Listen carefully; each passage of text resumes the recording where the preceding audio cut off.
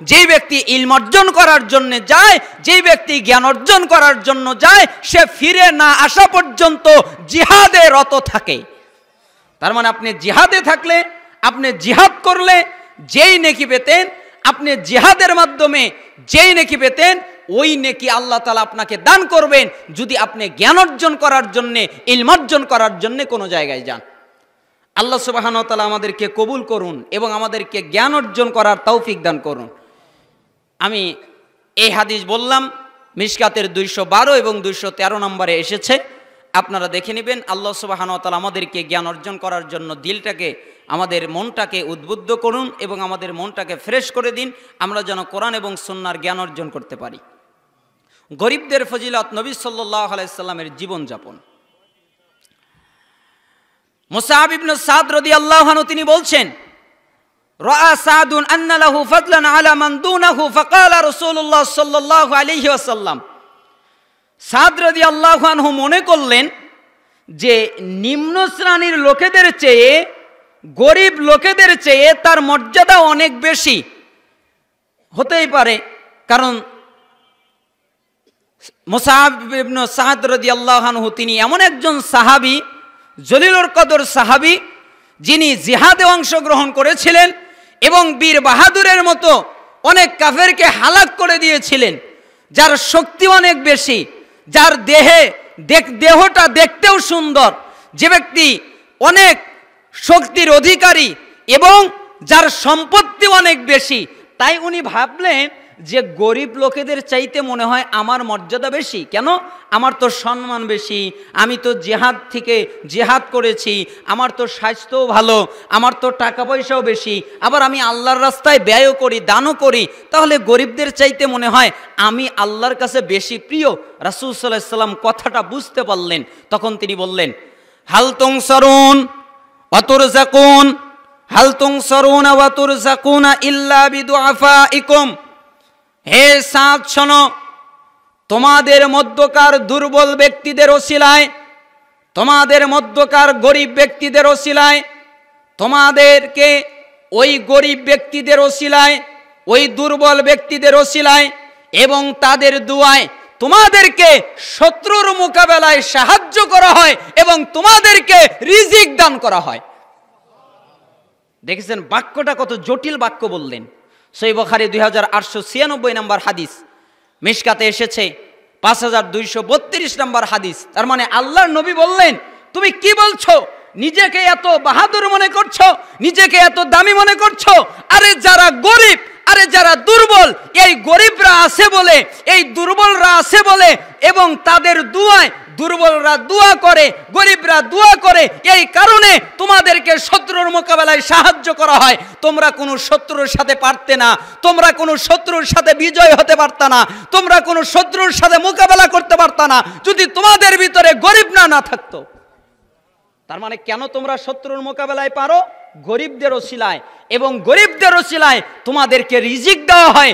যদি গরিবরা না থাকতো, যদি দরিদ্রতা না থাকতো, দরিদ্ররা না থাকতো, তোমাদেরকে রিজিক দেওয়া হতো না, তোমাদেরকে শত্রুর মোকাবেলায় শক্তি দেওয়া হতো না, সাহায্য করা হতো না। উসামা ইবনে যায়েদ রাদিয়াল্লাহু আনহু তিনি বলেন, রাসূলুল্লাহ সাল্লাল্লাহু আলাইহি ওয়াসাল্লাম বলেছেন, কুনতু আলা বাবিল জান্নাহ ফাকানা আম্মাতু মান দাখালাহাল মাসাকিন। আমি জান্নাতের দ্বারে দাঁড়ালাম, আমি জান্নাতের নিকটে গেলাম। প্রশ্ন হতে পারে তিনি জান্নাতের নিকটে কখন গিয়েছিলেন? এখানে সমাধান হতে পারে, হয়তো তিনি মিরাজের রাত্রে দেখেছিলেন, নতুবা তিনি যখন সালাতে দাঁড়াতেন রাসূল সাল্লাল্লাহু আলাইহি ওয়াসাল্লাম বলতেন, সালাতের ভিতরে আল্লাহ আমাকে জান্নাত দেখাতেন, জাহান্নাম দেখাতেন, এটাও হতে পারে। তবে সবচেয়ে বিশুদ্ধ অর্থ তিনি যখন মিরাজে গিয়েছিলেন তখন দেখেছিলেন, এটা হতে পারে, আল্লাহু আলাম। তার মানে তিনি যখন জান্নাত দেখলেন, জান্নাতের দ্বারে দাঁড়ালেন, আল্লাহর নবী বললেন, আমি যখন জান্নাত দেখলাম, জান্নাতের দ্বারে দাঁড়ালাম, তখন দেখলাম জান্নাতে যারা বসবাস করছে, জান্নাতে যারা আছে, তাদের অধিকাংশ, তাদের বেশিরভাগ খালি মিসকিন আর মিসকিন আর গরিব। বলেন তো জান্নাতের ভিতরে বেশি কারা? গরিব, মিসকিন। আমি দেখলাম জান্নাতের ভিতরে গরিব আর মিসকিন অধিকাংশ বেশি। ওয়াসহাবুল জাদ মাহবুসুনা গায়রা আন্না আসহাবান নার ক্বাদ উমিরা বিহিম ইলান নার। আর দেখলাম যারা বিত্তবান সম্পদশালী তারা আটকা পড়ে আছে। যাদের টাকা বেশি, যাদের পয়সা বেশি, যাদের ধন বেশি, যাদের সম্পত্তি বেশি, ওরা আটকা পড়ে আছে। আর জাহান্নামীদেরকে জাহান্নামের দিকে নিয়ে যাওয়ার নির্দেশ দেওয়া হচ্ছে। অকুমতু আলা বাবিন নার ফাইদা আম্মাতু মান দাখালাহান নিসা। এবং আমি জাহান্নামের দ্বারে দাঁড়ালাম, আমি জাহান্নামের নিকটে গেলাম, তখন দেখলাম জাহান্নামে যারা আছে এদের বেশিরভাগ, এদের অধিকাংশ খালি নারী আর নারী, খালি নারী আর নারী, খালি মহিলা আর মহিলা। জান্নাতে কারা বেশি? জান্নাতে কারা বেশি? গরিব মিসকিন বেশি। জাহান্নামে কারা বেশি? মহিলারা বেশি। কেন মহিলারা জাহান্নামে বেশি? কারণ মহিলারা বেপরদায় থাকে বেশি, এই কারণে। অথবা মহিলারা স্বামীর নাশকরিয়া আদায় করে বেশি, এই কারণে। অথবা মহিলারা স্বামীর খেদমত করতে অবহেলা করে, এই কারণে। স্বামীর নাফরমানি করে, এই কারণে। অথবা তাদের দ্বারা পুরুষদের জিনার সংখ্যা বেড়ে যায়, তাদের দ্বারা পুরুষেরা বিপদে পড়ে যায়, এই কারণ হতে পারে। আবার হতে পারে নারীদের সংখ্যা বেশি, এই কারণে। তার মানে নারীরা জাহান্নামে বেশি। আমি জান্নাতে দেখলাম খালি গরিব আর মিসকিন, আর জাহান্নামে দেখলাম খালি নারী আর নারী। আর দেখলাম যারা সম্পদশালী তারা আটকা পড়ে আছে, তাদেরকে আটক করে রাখা হয়েছে। সহিহ বুখারী 5196 নম্বর হাদিস, সহিহ মুসলিম 2736 নম্বর হাদিস, মিশকাত 5233 নম্বর হাদিস। আমি আপনাকে অনুবাদ করলাম, মানা না মানা আপনার ব্যাপার। ওমর ইবনুল খাত্তাব রাদিয়াল্লাহু আনহু বলেন, আমি যখন রাসূলুল্লাহ সাল্লাল্লাহু আলাইহি ওয়াসাল্লামের কাছে আসলাম, তখন আমি দেখলাম তিনি একখানা খেজুর পাতার চাটাইয়ের উপরে শুয়ে আছেন। তার আর চাটাইয়ের মাঝে কোনো বিছানা ছিল না, ফলে চাটাইয়ের চিহ্ন তার দেহে বসে গিয়েছিল। আর তিনি ঠেস দিয়েছিলেন একটা চামড়ার বালিশের উপরে। কত দামি নবী, কত মর্যাদাবান নবী, যেই নবীকে আল্লাহ বলেছিলেন আপনি যদি বলেন এই পাহাড়টাকে সোনা বানিয়ে দিতে, আমি সোনা বানিয়ে দিব। ওই নবী এত দামি নবী, তারপরেও দামি জায়গায়, দামি বিছানায়, দামি তোষকে ঘুমানোর সুযোগ হয় নাই। তিনি শুয়েছিলেন একটা মাদরের উপরে, একটা খেজুর পাতার চটের উপরে। তার এবং চটের মধ্যে কোনো বিছানা ছিল না। আমাদের খাটের ভিতরে উপরে কত বিছানা, জাজিম, কত কিছু, কত ফোমের কিছু, কত বিছানা, কত সুন্দর। আর আল্লাহর নবী যেখানে ঘুমালেন তার এবং ওই বিছানার মাঝে কোনো বিছানা নাই। তিনি চাটার উপরে শুয়েছেন, ফলে চাটায় তার দেহে চিহ্ন বসিয়ে দিয়েছে। আর তিনি যে বালিশের ভিতরে হেলান দেন ওটা খেজুর পাতার, একটা খেজুর পাতার ছালের ভরা চামড়ার বালিশ। দেখেছেন আল্লাহর নবীর জীবনযাপন। ওমর ইবনুল খাত্তাব বললেন, হে আল্লাহর নবী, আপনি আল্লাহর কাছে প্রার্থনা করুন, আল্লাহর কাছে দোয়া করুন, আল্লাহ যেন আপনার উম্মতকে সচ্ছলতা প্রদান করেন, ধনী বানিয়ে দেন। কেননা পারসিক রোমিওগণকে সচ্ছলতা প্রদান করা হয়েছে। তারা কাফের, আল্লাহর ইবাদত করে না, ওদের সম্পত্তি বেশি, ওদের ধন সম্পত্তি বেশি, কিন্তু ওরা আল্লাহর ইবাদত করে না। এ কথা শোনার পরে আল্লাহর নবী বললেন, হে খাত্তাবের পুত্র, তুমি কি এখনো এ ধারণায় রয়েছো? আরে তারা তো এমন একটা সম্প্রদায়, তারা তো এমন একটা জাতি, তাদেরকে নিয়ামত সমূহ দুনিয়াতে আগাম প্রদান করা হয়েছে, কাফেরদেরকে আগে ভাগে দেওয়া হয়েছে। ওরা দুনিয়াতে যত ভোগ করার করে নিক, ওদেরকে সব আগে দিয়ে দেওয়া হয়েছে, আখিরাতে আর কিছু পাবে না। আরে তুমি কি এতে সন্তুষ্ট নও? তারা দুনিয়া প্রাপ্ত হোক আর আমাদের জন্য থাকুক পরকাল। তার মানে দুনিয়া শেষ হয়ে যাবে, দুনিয়া চিরদিন থাকবে না, দুনিয়া চিরদিন টিকবে না। আর আমাদের যেখানে টিকবে, যার কোনো শেষ নাই, যেটা স্থায়ী, ওইখানে আমাদের জন্য সুখ। তুমি কি এতে সন্তুষ্ট নও? আমি খেজুর পাতায় শুয়ে আছি, আমি চাটাইয়ের উপরে শুয়ে আছি, আমি গরিব, তাতে সমস্যা কি? মিশকাত 5240 নম্বর হাদিস এটা। আবু হুরায়রা রাদিয়াল্লাহু আনহু থেকে বর্ণিত, তিনি বলেন রাসূলুল্লাহ সাল্লাল্লাহু আলাইহি ওয়াসাল্লাম বলেছেন, গরিবরা ধনীদের 500 বছর আগে জান্নাতে প্রবেশ করবে। আর তা হবে কিয়ামতের অর্ধদিন। তার মানে কিয়ামতের একদিন সমান 1000 বছর, অর্ধদিন সমান 500 বছর। তার মানে যারা গরিব এরা ধনীদের 500 বছর আগে জান্নাতে যাবে। মিশকাত 5243 নম্বর হাদিস। মিশকাতের 5244 নম্বর হাদিসে এসেছে, আনাস ইবনে মালিক রাদিয়াল্লাহু আনহু থেকে বর্ণিত, তিনি বলেন রাসূলুল্লাহ সাল্লাল্লাহু আলাইহি ওয়াসাল্লাম আল্লাহর কাছে দোয়া করলেন। দোয়াটা দেখেন, আল্লাহুম্মা আহিনি মিসকিনা ওয়া আমিতনি মিসকিনা ওয়াহশুরনি ফি জুমরাতিল মাসাকিন। হে আল্লাহ, আমাকে মিসকিন অবস্থায় জীবিত রাখো। হে আল্লাহ, আমাকে মিসকিন অবস্থায় মৃত্যু দান করো। হে আল্লাহ, আমাকে মিসকিনদের দলে হাসর করো। দেখেছেন দোয়াটা কেমন? আল্লাহর নবী দোয়া করতে পারতেন, হে আল্লাহ আমাকে ধনী বানিয়ে দিন, আমাকে বড়লোকদের সাথে রাখুন, কিন্তু উনি দোয়া করলেন আল্লাহুম্মা আহিনি মিসকিনা, আমাকে মিসকিন অবস্থায় জীবনযাপন করেন, ওয়া আমিতনি মিসকিনা, আমাকে মিসকিন অবস্থায় মৃত্যুদান করেন, ওয়াহশুরনি ফি জুমরাতিল মাসাকিন, আমাকে মিসকিনদের দলে হাসর করেন। তখন আয়েশা সিদ্দিকা রাদিয়াল্লাহু আনহা বললেন, কেন হে আল্লাহর রাসূল, কেন আপনি কেন এ কথা বললেন? আল্লাহ নবী বললেন, কেন বললাম জানো? গরিবরা ধনীদের 40 বছর আগে জান্নাতে যাবে। তাই কয় বছর আগে? 40 বছর। এবার ইখতিলাফ ঘটে গেল, আগের হাদিসে 500, এই হাদিসে 40, কেমন করে মিল করব? তাহলে কোনটা হবে? এর সঠিক সমাধান হচ্ছে, যারা গরিব মুহাজির, এই গরিব মুহাজিররা বড়লোক মুহাজিরদের চাইতে 40 বছর আগে জান্নাতে যাবে। আর যারা সাধারণ মানুষ তাদের চাইতে, সাধারণ যারা ধনী তাদের চাইতে সাধারণ ব্যক্তি যারা গরিব তারা 500 বছর আগে জান্নাতে প্রবেশ করবে। এটা হলো সমাধান। আয়েশা সিদ্দিকা রাদিয়াল্লাহু আনহা বললেন, আল্লাহর নবী তখন আমাকে বললেন, হে আয়েশা, তুমি মিসকিনরা যদি তোমার কাছে কিছু চায় তাহলে তুমি কোনো মিসকিনকে খালি হাতে ফিরিয়ে দিও না। তোমার কাছে যদি চায়, আপনাকে বলছি, আপনি বাজারে গেছেন, আপনার কাছে একজন দরিদ্র মানুষ হাত পাতলো, তখন আপনি বললেন নাই ক্ষমা করেন, এটা করা যাবে না। কেন করা যাবে না? সে মিসকিন দরিদ্র আপনার কাছে হাত পেতেছে, আপনার কাছে চেয়েছে, তখন আপনাকে কি করতে হবে? দিতে হবে।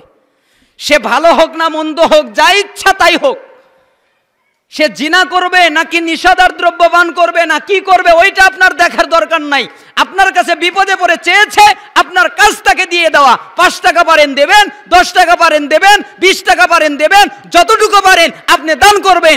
এই জন্য আল্লাহর নবী বললেন, হে আয়েশা, তোমার কাছে যদি কেউ চায় তাহলে তুমি তাকে খালি হাতে ফিরিয়ে দিও না, খেজুরের একটা টুকরা হলেও তুমি তাকে প্রদান করিও। হে আয়েশা, মিসকিনদেরকে তুমি ভালোবাসিও এবং তাদেরকে নিজের কাছে জায়গা করে দিও।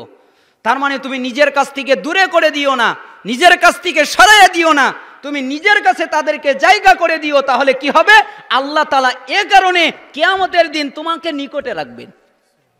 তুমি যদি মিসকিনকে নিকটে রাখো, তুমি যদি দরিদ্রকে নিকটে রাখো, তুমি যদি ওই ব্যক্তিদেরকে কাছে রাখো, তাদেরকে মোহাব্বত করো, তাদেরকে ভালোবাসো, তাহলে আল্লাহ তোমাদের ভালোবাসবেন এবং তোমাদেরকে আল্লাহ তার নিকটে বসার জায়গা করে দেবেন।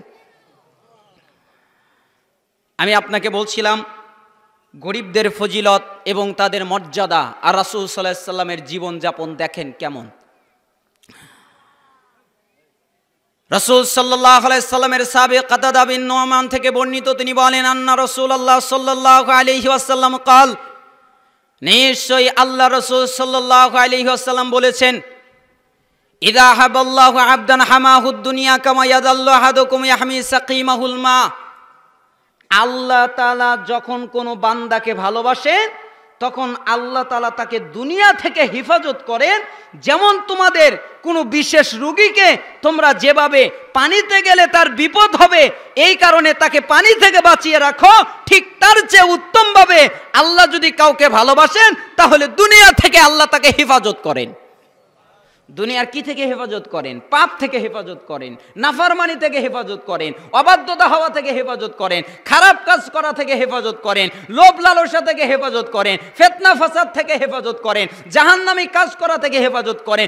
যত অকল্যাণ হতে পারে সমস্ত অকল্যাণ থেকে আল্লাহ তাকে হেফাজত করেন যদি আল্লাহ তাকে ভালোবাসেন। দেখবেন যেই লোকটা পাপ কম করে, যেই লোকটা অপরাধ কম করে, যেই লোকটা গুনাহ কম করে, যেই লোকটা অশ্লীলতা কম করে, যেই লোকটা খারাপ কাজ কম করে, আপনি বুঝবেন আল্লাহ ওই লোকটাকে ভালোবাসে।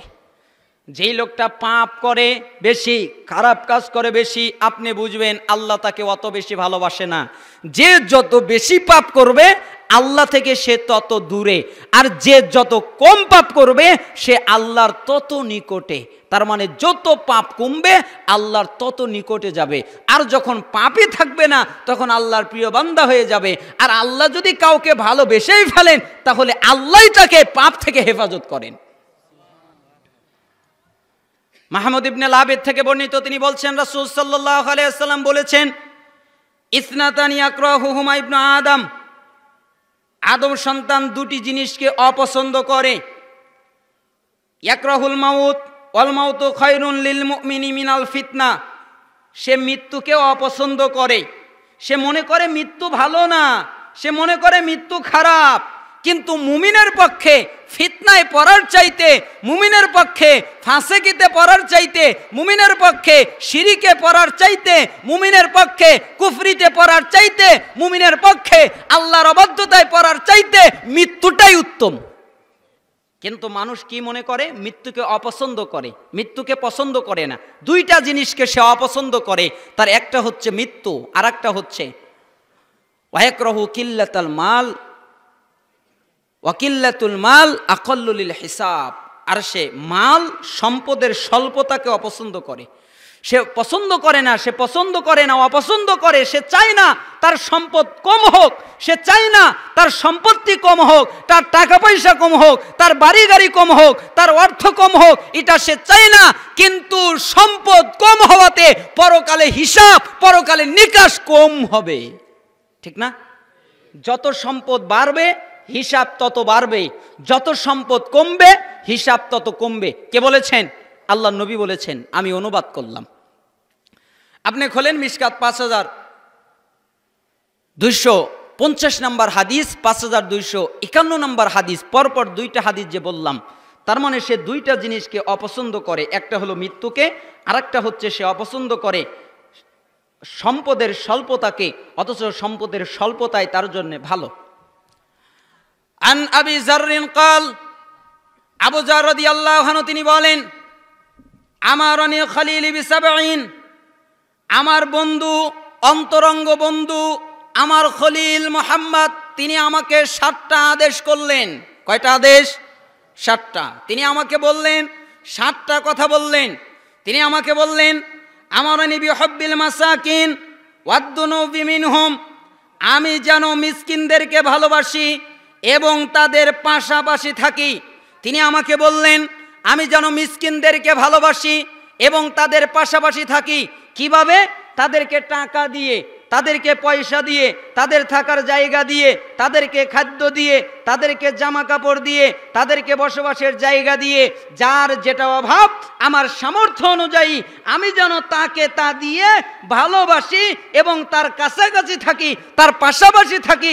যখনই তার বিপদ হবে, যখনই তার অভাব হবে, যখনই সে মুসিবতে পড়বে, আমি তার পাশাপাশি থেকে তার উপকার করব, তার প্রয়োজন পূরণ করে দিব। আল্লাহর নবী আমাকে বললেন আমি যেন মিসকিনদেরকে ভালোবাসি এবং তাদের কাছাকাছি থাকি। ওয়ামারানি আন আনজুরা ইলা মান হুয়া দুনি ওয়ালা আনজুরা ইলা মান হুয়া ফাওকি, তিনি আমাকে আদেশ করলেন আমি যেন আমার থেকে নিচে যারা তাদের দিকে তাকাই, আমি যেন আমার চেয়ে উপরে যারা তাদের দিকে না তাকাই। আমার চেয়ে নিচে কে? মনে করেন আমার 5তলা বিল্ডিং আছে, এবার যদি আমি 10তলা বিল্ডিং এর দিকে তাকাই, শুকরিয়া আসবে? কি মনে করেন শুকরিয়া আসবে? কি হবে? ইস, ওর 10তলা, এ কথাই তো আসবে নাকি? ওর 10তলা। এই জন্য আল্লাহর নবী বললেন আমি যেন আমার থেকে নিচের দিকে তাকাই, নিচে যেন তাকাই, উপরে যেন না তাকাই। আমার 5তলা আছে, আর একজনের 3তলা আছে, তাহলে আমি যেন 3তলার দিকে তাকাই। আর ওর তো 3তলা, আমার তো তাও 2তলা বেশি। আমার 1তলা আছে, আর একজনের 1তলা নেই, আমি যেন তার দিকে তাকাই। ওর তো 1তলাও নেই, আমার তো তাও 1তলা বিল্ডিং বাড়ি আছে। আমার তো একটা টিনের ঘর আছে, ওর তো টিনের ঘর নেই। আমার তো একটু জমি আছে, ওর তো জমি নেই। আমার তো মাথা গুজার ঠাই আছে, জায়গা আছে যেখানে আমি পরিবার পরিজন নিয়ে ঘুমাতে পারি আরামে। আর কত মানুষ আছে যারা ঘরে ঘুমাতে পারে না, যারা বিছানায় ঘুমাতে পারে না, যারা রাস্তাঘাটে ঘুমায়, যারা ফ্লোরে ঘুমায়, যারা বিছানায় ঘুমায়, ওদের চাইতে তো আমি অনেক ভালো আছি নাকি? এই জন্য আল্লাহ নবী বললেন, আমি যেন আমার থেকে নিচে যে তার দিকে তাকাই, আমি যেন আমার থেকে উপরে যে তার দিকে না তাকাই। আমারনি আনাসিলার রাহিমা ওয়া আদবারাত, আমি যেন আত্মীয়তার সম্পর্ক বজায় রাখি, যদিও সে দূরের হোক, যদিও সে আমাকে ত্যাগ করে। আমার আত্মীয় স্বজন যদি অনেক দূরের হয়, তাহলেও যেন আমি আত্মীয়তার সম্পর্কটাকে রক্ষা করি। অথবা আমার আত্মীয় যদি আমাকে ত্যাগ করে, আমি যেন সম্পর্কটাকে জুড়িয়ে দেই। সে আমাকে গালি দেবে, বিনিময়ে আমি তাকে সালাম শান্তি দিব। সে আমাকে বকাবকি করবে, বিনিময়ে আমি নিরাপত্তা দিব। সে আমার সাথে সম্পর্ক ছিন্ন করবে, বিনিময়ে আমি তার সাথে সম্পর্কটাকে জোড়া লাগিয়ে দিব। তার মানে আপনার সম্পর্ক জোড়া লাগানোর ফজিলত পাবেন ওইভাবে না যে আমাকেও দাওয়াত দেয় তাই আমি ওকে দাওয়াত দেই, আমাকেও সালাম দেয় তাই আমি ওকে সালাম দেই, আমার বাড়িতেও ওর বাড়িতে আমাকে ডাকে তাই আমি ওর বাড়িতে আমি ওকে আমার বাড়িতে ডাকি। ওই আমার সাথে কথা বলে না, ও আমার সাথে কথা বলে না, ওর সাথে আবার কিসের সম্পর্ক? ওকে আমার সালাম দেওয়ার দরকারও নাই, ওর সাথে কথা বলারও দরকার নাই। এই রকম নয়। সে যদি আমাকে ত্যাগ করে, সে যদি আমাকে ঘৃণা করে, সে যদি আমাকে ছেড়ে যায়, তাহলে আমি যেন তার কাছে যাই। কে বলেছেন? আল্লাহর নবী। আছে আমাদের ভিতরে এই সৌন্দর্য আছে? নেই। এরপরে আবু জার বললেন, আমারনি আল্লাহ আসআলা আহাদান শাইআ, 4, আমি যেন আল্লাহ ছাড়া কারো কাছে কিছু না চাই। যদি চাইতে হয় তাহলে যেন আল্লাহর কাছে চাই, রবের কাছে যাই। সাহাবীরা তাদের যদি চাবুক পড়ে যেত, এই কথা শোনার পরে এক সাহাবীর হাত থেকে লাঠি পড়ে গেল, তখন উনি বাহন থেকে নামলেন, অতঃপর লাঠিটা উঠালেন। আরেকজন বলল, তুমি আমাকে বলতে লাঠিটা উঠিয়ে দিতাম। তখন ওই সাহাবী বললেন, না, কেবল আল্লাহর নবী বলল শোনো নাই যে আমি যেন কারো কাছে সাহায্য না চাই, তাই আমি তোমার কাছে সাহায্য চাইতে লজ্জা করেছি, তাই আমি নিজেই উঠিয়ে নিয়েছি। নিজে উঠিয়ে নেওয়া উত্তম কাজ, আরেকজনকে বলা জায়েজ যে উঠিয়ে দেন, কাজটা করে দেন, এটা কি জায়েজ। কিন্তু আল্লাহর নবী বলছেন আমি যেন কারো কাছে কিছু না চাই, যদি কিছু চাইতে হয় তাহলে কার কাছে চাই? আল্লাহর কাছে।